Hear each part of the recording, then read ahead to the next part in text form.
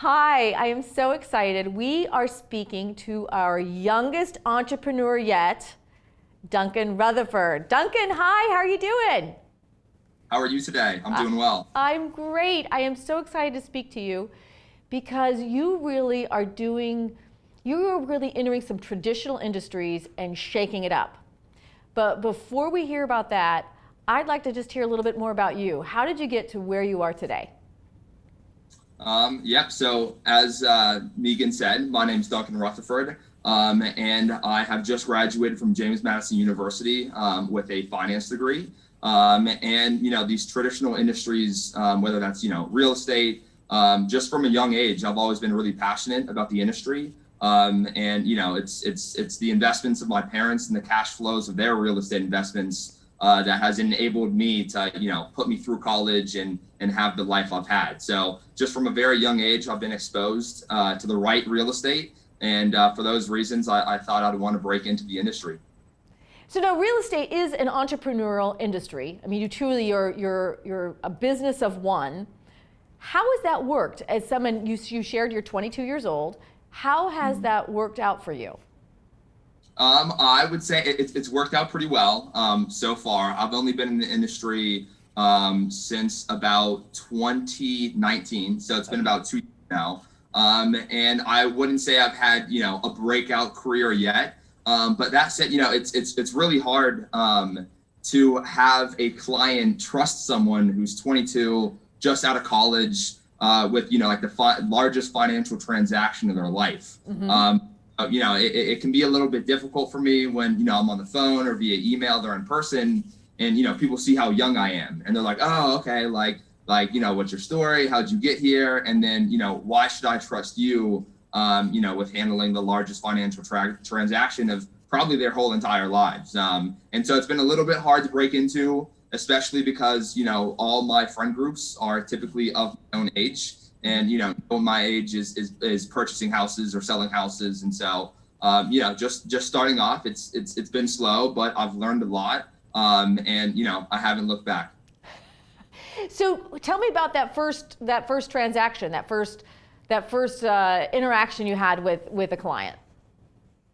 Yeah, so my first interaction with the client was actually someone who was moving from Colorado to Virginia, and they needed a place to live because they were relocating, and it was actually just a connection through my older brother. And so my older brother, he connected the two of us, and this gentleman, he was also pretty young, and so he was kind of a part of my generation, and we got along pretty well. And so I think that him being so young and so successful, he kind of saw the same thing in me being so young and hopefully so successful. And so I thought it was a pretty good match. But once again, it wasn't any like friends or family who I was representing. Okay, that I always call it the friends and family discount when you first starting your own business. Most of your clients are your family and friends, and it's interesting to me that transition to the non-family friend discount. But you're saying right off the bat you were dealing with I don't want to say a real client, but a client that wasn't part of your intimate circle. That's correct. And as time goes on, I plan to keep my real estate license. And so as time moves forward, the more of my family and more of my friends as they come of age will be purchasing real estate. And so I think right now it's a little bit of a waiting game. Like it's kind of like a clock ticking. And when the clock ticks midnight or noon or whatever, I think I'll be getting a lot more business that way. But in the meantime, it's been a lot of hustle and bustle in order for me to try and break out into the industry and meet people who are actually buying and selling homes. And you said you started in 2019 with your real estate career? That's correct. I started in late 2019. Now, were you still in the university, or had you graduated? I was still I was actually a sophomore in college, and so I always had a passion for real estate, and it was the summer before my sophomore year where I studied abroad, so I wasn't able to land an internship or an externship, and so let's get into real estate And so I kind of bought all the materials that fall semester, started studying, and then passed the exam in spring of my sophomore year. And yeah, I always knew I wanted to get into real estate, and so that was the time. It's so interesting. I mean, I think that's so funny. I mean, funny in that I think when I was a sophomore in college, I worked, down at the mall at a retail operation, because that's what most people, who were 20 years old, that was a job that was available. But you just jumped right in it and took the real estate license. Yeah, I did. And I think that looking back, the reasons I wanted to get my real estate license were definitely different than most, people trying to become a realtor. I wanted to get it because I knew I always wanted to either do some sort of real estate. And, I really wanted to branch out and do like high level real estate investments, whether that be in, Washington, D.C. or like, Wall Street, New York City, whatever. And my university didn't offer any real estate curriculum, like there's no organizations you could join. There's no classes that you could take. And so it was always from the very beginning, I wanted to tailor my resume to, these companies who are looking for people to go into the real estate industry in Washington, D.C. and in New York City. And so I thought, what's the best way to tailor my resume than go out, get licensed, and, show them I'm actually passionate and that, I'm competent enough to, pass the exam and do all the necessary jumping through all the hoops to actually get licensed. Now I'm going to show my age. When you took the exam, did you have to take classes beforehand, and did you do them virtually or did you do them in person? There's two different ways that you can basically take classes. Okay. One is, in person, and that definitely switched to online during COVID. Mm-hmm. And then you can also, basically just buy the book yourself and then yourself on like a structured timeline to like, study the book and then take the exam. And I just bought the book. It was cheaper to buy the book and just get all like the online materials and just do it myself. Pay someone to teach me, for 2 or 3 weeks. So you didn't take a class. You just bought the book and did your own study guide. Yeah, just bought the book, did my own study guide. But also, the platform that I purchased it through, they kind of have like online modules that you can like run through by yourself, practice quizzes, practice tests, relearning material, vocabulary, that sort of thing. And so that's the route I took. What surprised you about taking the exam versus real life being a realtor? First and foremost, I wouldn't say the material was too difficult to study, but it was more so all the legal hoops you had to jump through to like, actually like take the test. Okay. Like the scheduling process was definitely quite hectic, and you had to schedule like multiple months out in advance because you couldn't get a room. But in terms of, how does the test compare to like, real life, being a real life realtor or just transactions in general, it was more just from like a broad level kind of, bird's eye perspective of like, what is real estate and, some like the certain like laws and regulations behind it. But, once you pass your exam, that's just kind of like the first stepping stone. And then you've really got to, learn the material and, look at like the residential contract to purchase or, look at, a home inspection addendum. And so, the exam wasn't so much about, a contract to purchase. It was more so just, just very low level vocabulary that you needed to know. And I've always been curious about this one. Do you have to disclose if your house is haunted?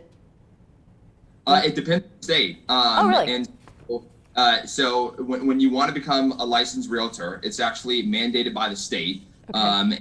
There's a state portion of the exam and the national portion of the exam. Okay. And so you have to pass both to become, a licensed realtor. But, depending on the state, sometimes you do need to disclose that and sometimes you don't. And so that also goes along with, like homicide, suicides, ghosts in the house, things along those lines. So it depends on the state.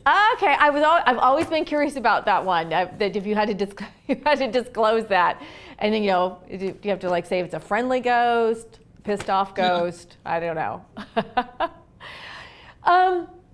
Who did you have a mentor or anyone? So you're saying I took the exam, became a realtor. Did you have a mentor, anyone that said, all right, this is how you read a home inspection report, or these are the things you want to be aware of in a contract, or did you just feel your way along?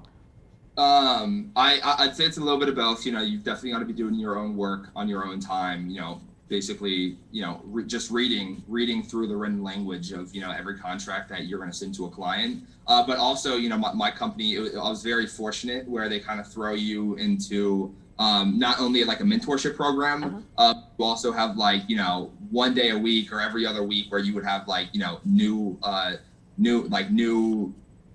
realtor orientation, and every day you'd be talking about something new. And so, whether that's you being on the buying side, you being on the selling side, talking about, title companies and closing companies versus like commission splits or how to run a comp on a property. So a little bit of both. I, had to do a lot of my on my own time, but I had a mentor, and I also had, like the new education program. And the new education program, were you the youngest one that was part of that program? I was, and there wasn't too many agents in the program because, my firm, we probably have just a little bit under 100 agents. Okay. And so at a given time, there's probably only like 4 or 5 people going through like the education program. And so I was certainly the youngest in that program, probably 15, 20, 25 years. And so, definitely quite younger than the rest. And I mean, that's a significant, 15, 20 years, that's a significant age difference. Did you have anybody make any comments or be surprised by being as young as you are and coming into this industry, the real estate industry? Yeah, definitely some surprise, and saying like, oh, like, you're also a university student and you're out here, becoming like a licensed realtor and doing all like the necessary education for it. But a lot of times, the majority of realtors I know, that was never their first job. They had one job, then another job, then another job. And then finally they were like, I'm going to give real estate a go, and they become licensed. And so that's the majority of people who I know who are realtors. That's kind of the route they took. And so, always from the very beginning, they're like, man, like, if I could do it all over again, I wish, I was 18, 19, 20 years old and I was in your shoes and I was getting my real estate exam then, and becoming licensed then. And so that's definitely the biggest comment I get. Like, wow, you're doing the right thing. I've always been intrigued by real estate, also because my mother was a real estate agent and then she later ran a brokerage firm, is that real estate really is a level playing field. It doesn't matter your education level, your age, you can get into the real estate industry and either make a little money or make a lot of money. It's really all up to you. Yeah. So what did your parents say when you told them you were going to take the real estate exam? They supported it. My dad, he carried his license for a little bit when he was pretty young as well, because he wanted to purchase a property and he wanted to save himself like the 3%, and so. But also my family has a pretty strong real estate background, and so just growing up, I was always surrounded by rental properties or real estate talk. And so, my family accepted it with open arms, and they were like, wow, like, that's great. I love that you're getting into it. I love that you're passionate about it. Oh, that's great. Now, you said that you would be able to explain the secondary mortgage market to me. That's correct. So let's hear it. And so, a little bit more about me. I just graduated from James Madison University, which is located in Virginia, and got my real estate license while as a university student. Tailor that to like the upper level real estate investment companies, whether that was Washington D.C., New York City, and so I landed an internship, and then I was extended a full-time offer. But the secondary mortgage market is pretty incredible, and it's really just adding liquidity to the primary mortgage market. And so the primary mortgage market is where you, me, or another we want to purchase a home, and so we approach a local banker and we're like, hey, we would like to take a loan on this property, and the local banker, he gives us a loan. But that banker only has so much liquid cash to lend out to people. And so, once he gives 100 or 150 or 200 home loans, well, he doesn't have any more money. And if he doesn't have any more money, well, then you can't approach bankers anymore to buy houses that you want to live in. And so what that banker does is he'll take that piece of paper, that mortgage, that basically, wrote for you, and then he'll sell it to the secondary mortgage market, which is typically just Fannie Mae and Freddie Mac. Okay. And they'll take that piece of paper and they'll slice it up into 1,000 different pieces, and then package each piece with another piece of another mortgage, and they'll bundle it up and they'll sell that to investors on the stock market. And so, no matter where you are in the world, China, India, Europe, United States, you can buy the Freddie Mac and the Fannie Mae security, and that's basically buying the interest and principal payments of your everyday Americans. And you can just go on the stock market and you can buy that right now. And what Fannie Mae and Freddie Mac do is not only do they facilitate that process by basically bringing like the principal and interest payments from your average American homeowner all the way to the stock market, but if the homeowner for some reason cannot pay their principal and interest payments, well, Fannie Mae will step in and they'll guarantee that those payments are made on behalf of the investor. And so, once you buy a Fannie Mae or a Freddie Mac, security, you're going to get those interest and principal payments for life. It's interesting, and I don't think most people any age could understand it, but you seem to have a pretty good grasp of this. Yeah. I worked for Fannie Mae. I will be working for Fannie Mae, and so that's definitely from day one. You need to have that foundation of, hey, like, this is our business model, and this is what we do, and this is how we serve the American people. So definitely had to get that one down early. When you mentioned Fannie Mae and Freddie Mac, I think back when I was a really little kid and my mother was a real estate agent. I thought they were a couple. Like, I thought they were real people, Fannie Mae and Freddie Mac, and they were married. But that's not the case. I understand that. That is not the case. So tell me a little bit about this job. So you're going to are you going to stop being a realtor and become a financial analyst, or you said you're still going to hold on to your real estate license? How do you see this moving forward? I would like to still hold on to my real estate license, just because I don't want to lose it. I don't want to have to go back through the whole process all again to retrieve it. But I'm licensed in Virginia, and I'll be working in Washington, D.C. Okay. And so just on the other side of the border. And so I'd like to keep my real estate license. And that said, Fannie Mae has hired me as a financial analyst. And so my start date is this coming July. Exciting. They throw you in as a financial analyst. You have a 2-year rotational program. And so they have a whole bunch of just different desks that, they service. You have single family loans, you have multifamily loans, you have the capital markets, which is essentially just the trading of bonds. And so I can be placed at, any one of those desks, and there's many desks in each one of those departments. And so I'll serve at each desk for 6 months and rotate 4 times throughout the course of that 2-year rotational program. And then at the end of it, I should be hopefully offered a position in one of those 4 desks, or I can interview elsewhere in the company for another position. Now tell me a little bit about what exactly, as a financial analyst, what does that really mean then? What will you be doing? So that's pretty far ranging, and for me, not working at Fannie yet and not really being a financial analyst yet, doing real work. Although I was an intern, I got a little bit of perspective of what they do. You can fall into a variety of different categories, but somewhere you're basically going to fall into the process of facilitating the process, from the American homeowner to the primary mortgage market, through the secondary mortgage market, all the way to the investors on the stock market. So you're going to fall somewhere in there. A lot of times, you're going to be servicing maybe multifamily loans or single family loans. Or sometimes you're going to be on the accounting side of the process. And so it really just depends, and it is really far ranging, and I haven't been there yet. And so I can't give you that good of an answer to exactly what I will be doing. Gotcha. Now, is this, as a financial analyst, is it like being a realtor in that it's commission based? It is not. It's salary based. Okay.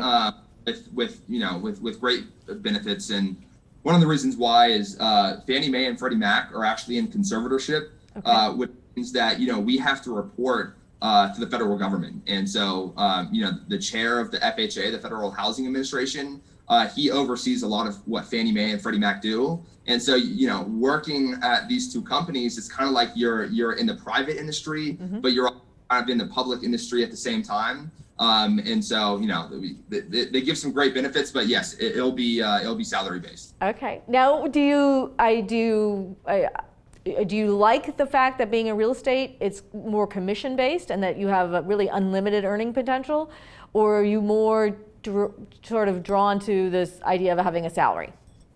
I'm drawn to the idea of having a salary and more so having benefits. And so, Okay. I'm 22. I've still got 4 or 5 years on my parents' health insurance because of Obamacare. But past that, once you're like 27 years old and you get cut off from benefits, that's pretty serious. And so, being a licensed realtor, you're an independent contractor. You don't have an employer. That's right. And so you have to buy your own benefits. And that can get pretty expensive. And so, I'm drawn to the salary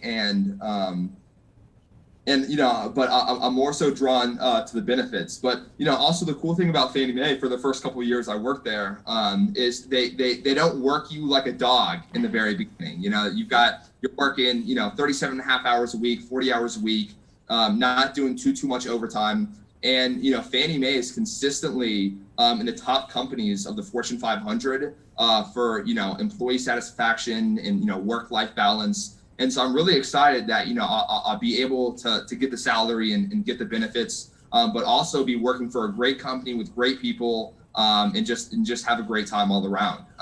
But I do, back to real estate, I do like that, what you make is kind of how much you put into it. Mm-hmm. If you put zero effort into it, you're probably gonna make $0. And, if you put a lot of effort into it, you're gonna make a lot more money. I do like that, but I think that the security with Fannie Mae is gonna be, a lot less stressful. Let's say that. Yeah, definitely. And do you find that people your age are talking about buying houses? Yes. Yeah. Maybe that's just a representation of my close friend group and the people I socialize with most. And then also on top of that, I went through the college business, and so everybody's either trying to play the stock market, or they're trying to play the real estate market, or they're trying to play some other market. And so, if you're not really involved in like the equities, well, you're probably going to be involved in real estate or maybe some other market. So a lot of my friends have talked about purchasing a home. And, there's some great benefits out there that not only does like Fannie Mae or Freddie Mac offer, but also just, local and national banks as a whole. And so, my friends are talking about purchasing houses, but I still think that the majority of them are still, at least 3 to 4 or 5 years out. I love the fact that you said most of your friends, you all are in college, you're either playing the stock market or you're talking about buying real estate. I pretty much can promise you that's not what I was talking about when I was 22. But I love that. And I've heard that about the younger generation. And just as you mentioned, thinking more about benefits, thinking more of a like long-term planning. Mm-hmm. Mm-hmm. So what advice would you give someone who, let's say maybe they're a couple years younger than you, and maybe they're just beginning their college career, they're thinking about an entrepreneurial career like you, going into real estate or taking kind of some risks like that? What would your advice be? My advice for them would to be 100% go for it. Mm-hmm. A lot of times you do not need, actually the majority of the time, you do not need college to get there. And so depending on, how much younger they are in me, I would really steer them away from going to college, just because, being an entrepreneur is, a lot about, your failures and then learning from your failures and moving forward. And you're not going to have too many failures in, your first 4 years of college. You're not going to be in the real world. You're not going to be having to make real world decisions. And so, and then also just the phrase entrepreneur, everybody thinks that you've got to make some, some cool invention or something along those lines. I know so many entrepreneurs in my life, and the majority of them, they're either, real estate agents, or they're contractors, they're mechanics, they're plumbers, they work for HVAC. And those are some of the most successful people I've seen in my life. Are, the people who can actually build things or do things with their hands, like plumbing, HVAC, all those sort of things. So I would say, you don't need college to get there, and 100% go for it. Well, this is very interesting what you're saying about not going to college, because I have read that also, that Generation Z, the younger generation, are reconsidering college because of the debt that many of you have had. Many of you have had to go into to get a degree. So would you, if you were back to being 18 years old, would you rethink going to college and not go? I would rethink it. Really? I would. I think I would still go to college for a plethora of reasons. But I think that there's too many students or kids in our world that just like society just pushes them towards college. You know, it's like, okay, you graduate high school and now, you know, what university are you going to attend? And I think, you know, just coming from like the 1990s all the way to 2020, I think education is pretty much the same. You know, I don't think that we've had any like crazy improvement in, you know, like our educational strategies. But meanwhile, the price of college and university tuition is from, you know, 1990 is probably up 250, 300%, where the quality of education is very much the same. And so I think that you have to pay so much more dollars today for the same education that you could have gotten all the way back in 1990. And, you know, I think a lot of that reason is just because we have so many admin. You know, you have a president of a university, and then you have like 6 or 7 vice presidents, and each vice president has like 2 or 3 provosts. And then under there, it's just like, you know, it's just so many staff. And I think that that's what makes college expensive. And, you know, the experience is pretty much the same from the 1990s, but you're just paying 3-4 times the price. That's very insightful of you. It's interesting the way you've laid that out. Have you shared with your parents though that you would have rethought college and not gone to college? I mean, you know, I'm so far down in the hole that, you know, I haven't really had that conversation with them. Okay. You know, I think that whatever route I took, and my parents were open to me taking any route in my life. And you know, they just wanted me to be passionate about what I did. And I've been passionate about going to school. And, you know, I worked my hardest in school, and I worked my hardest outside of school. And so I haven't had that conversation with my parents, but I'm sure if I had, you know, they'd be open to anything. I think that's great, because I do believe that a lot, as you said, you graduate high school and the expectation is you just go on to college. Now, you brought this up, and I want to ask you that as an entrepreneur, you have to make mistakes. And if you're in college, it's really not the real world to make mistakes. What mistakes have you made in your entrepreneurial career, and what did you learn from those mistakes? I think the biggest mistake that I've made, I can't, you know, pinpoint it to like, you know, one decision I made in my, you know, entrepreneur career. But really, when you're an independent contractor, entrepreneur working for yourself, you don't have a structure, you know, like no one's going to come out and just give you, hey, this is your 9 to 5, you're working 40 hours a week and you get your weekends off. You know, when you're your own employee, you've got to make your structure, and there's nobody who's holding you to, you know, waking up at 7 a.m. and, you know, working until 6 and then giving you the weekends off. You know, like you've got to make your own hours. And sometimes, you know, it takes a lot. It takes a lot of self-control to work for yourself, because you don't have to be doing anything from 9 to 5, you know, but you know, if you want to make it, you know, you're gonna have to be putting in your, you know, 40 to 60 hour weeks. And so you have to have that structured timeline in order for you to be successful. So that you know, what my biggest mistake was, you know, not having that structure early on. And, you know, it's always been a little bit weird for me so far in my life, just because, you know, I'm a university student, and I also kind of, you know, have my entrepreneur hustles on the side, because, you know, college has always been my main focus. You know, now with, you know, I graduated a semester early, and I basically have like 6 months before my start date with Fanny. You know, I've tried to begin getting into that routine, and it's me a lot easier to get into than what I've experienced. You know, I thought it was gonna be really easy to wake up at 7 a.m., which it is, but then working for 8 to 9 hours out of the day, and then, you know, calling it quits at like 5 or 6 p.m. just to start over the next day, and nobody's holding you to that. That's a lot more difficult than it sounds. Oh, I would tell you that you know, since I've been self-employed since I was 28, that has been the thing that I've struggled with, because you can let you can let anything take over your entire day, you know. Oh yeah. Yeah. Oh yeah. So, and I'd like to know, how have you figured out how to do that? Like, how have you figured out, okay, so Monday I got up at 7, I worked till, 6 or 7, 5 o'clock at night, but I got to do this again tomorrow. How have you figured out how to get yourself to do that? So I'm still on the pathway to figuring that out. Okay. But that said, I do have a good structure. I try and be up at 6:37 every morning, and then be at my desk from 8, and then try and log off at 5 p.m. So, really have those strict 8 to 5. Okay. For whatever reason I get caught up with something in the week, maybe make up those hours on the weekend. But really what's really impacted me is work from home.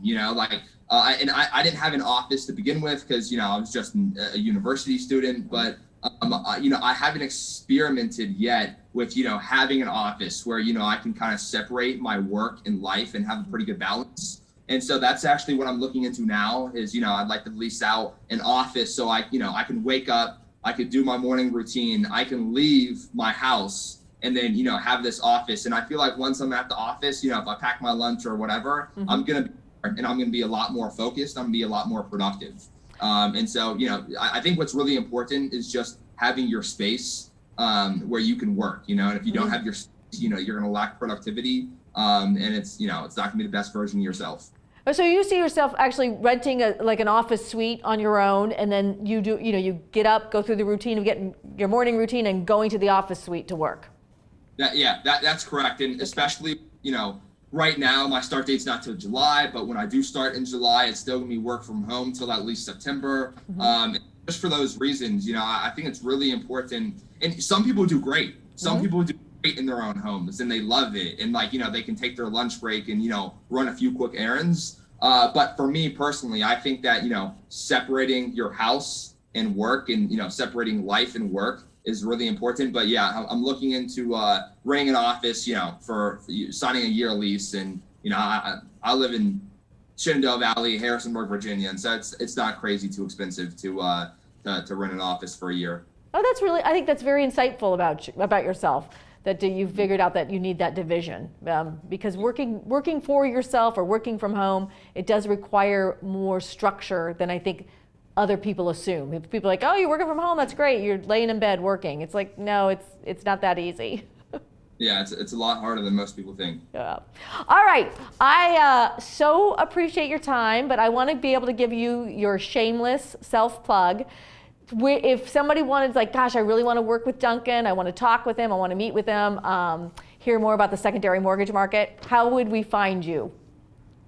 I have my own website that if you want to look me up, it's gonna, bring you straight to my real estate website. It's DuncanWRutherford.com. Okay. My email address and my number, it's all up on there. So if you just wanted to send me a personal text or a personal email, the information's provided. And that said, I'm always looking forward to connecting. I think that your networks is, one of the biggest things that you're going to have in this life. And so it's not what you know, it's who you know. And so that being said, I always love connecting with people. And that said, Meagan, it was great connecting with you today. Hey, thank you. And Duncan, say your website one more time, because you kind of bleeped out there for a second. It's DuncanWRutherford.com. Wonderful. DuncanWRutherford.com. That is awesome. Duncan, thank you so much. This has been so much fun talking to the youngest entrepreneur of my series so far. And I hope you have a great day. You as well, Meagan. Thank you for having me. Thank you.